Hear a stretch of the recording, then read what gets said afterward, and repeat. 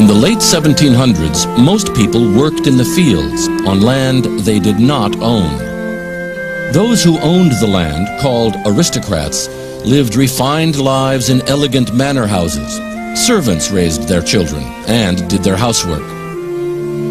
The landowners and the people who worked for them depended upon each other. It was a system that had existed for centuries. In towns across England and the United States, a series of extraordinary innovations would alter the way people lived and worked for the next 150 years. Inventors had found new ways to harness nature's energy. They built new kinds of machines powered by water, steam, and coal. The new machines replaced hand-powered tools. They did the same work, only cheaper and faster. Much of the work was done outside the home, in specially designed buildings, the first factories. Mechanization began in the textile mills of England, where one machine attached to a spinning wheel could do the work of 50 people. Fuel, clothing, and food all became more affordable.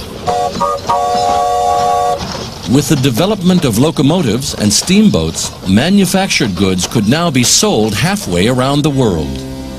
Families moved from the villages of their ancestors to new industrial towns. And a new class of people emerged, workers who produced goods.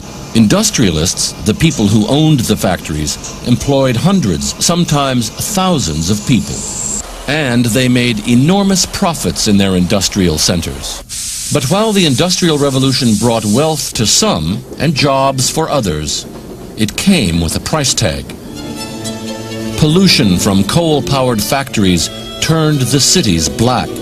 Lack of housing created the first urban slums. And the demand for more and more goods and higher profits brought the exploitation of workers, including children.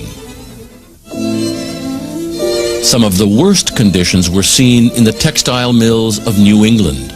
In the 1830s, a 10-year-old mill girl described her life. We were paid $2 a week, and the working hours of all the girls extended from 5 o'clock in the morning till 7 in the evening, with 1.5 hour for breakfast and for dinner. It was the hiring of children, some as young as 5 years old, throughout the 1800s and early 1900s, that outraged the public. Workers and reformers protested. They formed unions and associations and fought for government regulations to limit the workday and protect children.